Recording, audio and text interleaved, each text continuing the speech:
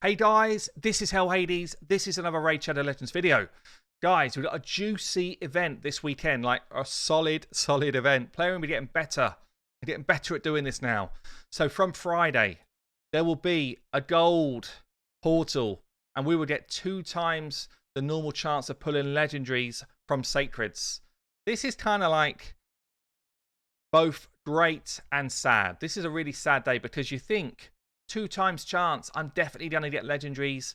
You're sitting there with your 1 sacred, you're thinking 100% now, I've got to get a legendary, and you don't, and then you're sad at the game. Or you watch someone else and they get back-to-back legendaries. You're like, oh, I'm going to do mine, and you get yourself a woad painted. You've got to take the good with the bad, okay? But you got from Friday through to Sunday, there will be a 2 times chance on the sacreds. On my free-to-play, I'm going to pick up my 2 sacreds from hard and from brutal before then, so that I've got a couple to pull. I wonder where I am actually against my quest line as well. Monthly 3 days. I'm going to have a chance of a 3rd one. I will have 3 by the time this is happening. So that's cool. So I'm going to have 3 sacreds to pull in my first 2 times chance. So the 2 times chance is not a new thing. It cycles all the time. They do ancients, voids, sacreds, ancients, voids, sacreds. Every 2 weeks, a different set of shards, which is awesome. But this time, there's something a bit different.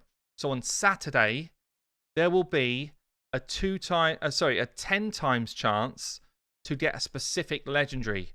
And it is a big boy legendary, like a juicy one. It's going to be the SHARD. I mean, he's a game changer. He's an absolute beast of a legendary. He's actually in the kind of small group, and there's only 3 champions in this group of people that can allow you to easily run 2-for-1 speed on clan boss. I say easily, you still have to get to some decent speed for it, but him, Deacon, and Seeker are kind of like the 3 champions that enable you to run a 2-for-1 speed without having a load of buff extenders and like other champions in the team. So SHARD comes in there as a big boy to get. Honestly, on my free-to-play, I don't know whether to pull on this day or the next day, which I'll talk to you about in a minute. So what else has he got? Good base speed. He hits hard. He's got an A1, which heals himself for 30% of the damage he does, and he hits hard. He will also do an AoE if there's other people under leech.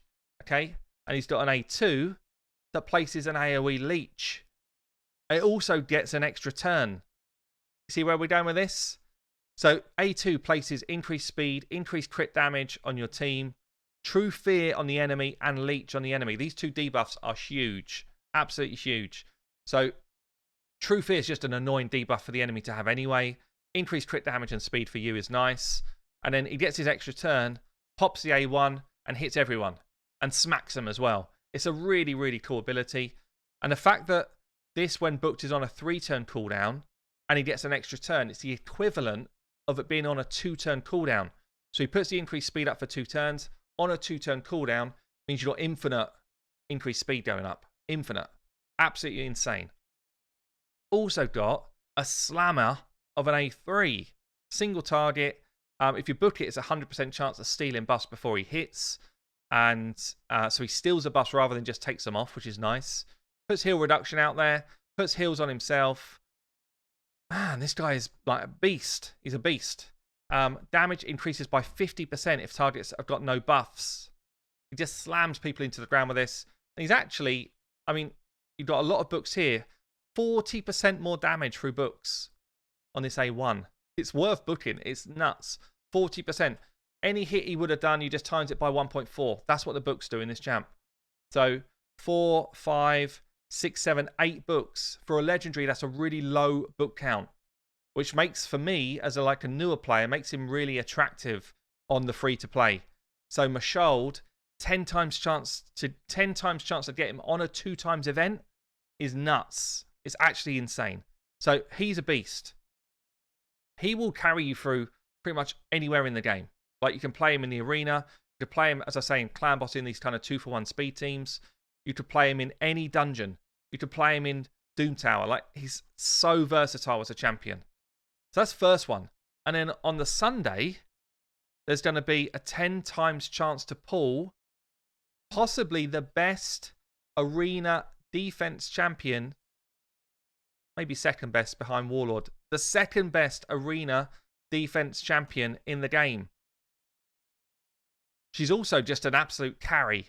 She's an absolute carry anywhere. Duchess. Like, they are throwing out massive, massive champions for this event. Absolutely massive. So, still looks incredibly cool, like this skin, by the way. Like, months on. So, yeah. What's Duchess doing then? Big old speed aura, which is nice.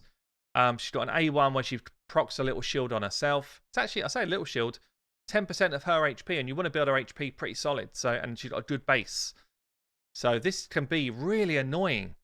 You feel like Duchess is dead, and then she keeps just throwing out little A1s, and just like that, little shield, little shield. Before you know it, she's got back to her revive ability, and everyone's back up. So yeah, she's got this A3, revive all champions with 70% health. Also places a veil on them so that you can't single target them. The only way you get to those champions now is through AoEs. And puts heals on them at the same time. It's really strong revive. Really strong. The only thing missing from this revive is a bit of turn meter, which some of the other strong revivers have got. But because she's so tanky herself, and because of something else, which I'll show you in a minute, she puts a veil on there. Veil reduces the damage you take by 15%, I think. Pretty sure it's 15%. She also has got this passive that decreases the damage you take through AoEs by 25%.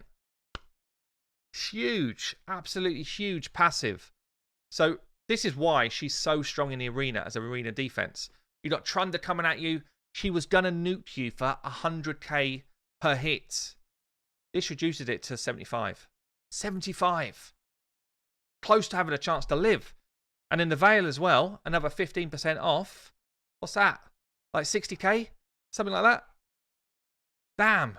Pretty close to surviving that Trunda smack now. Getting there.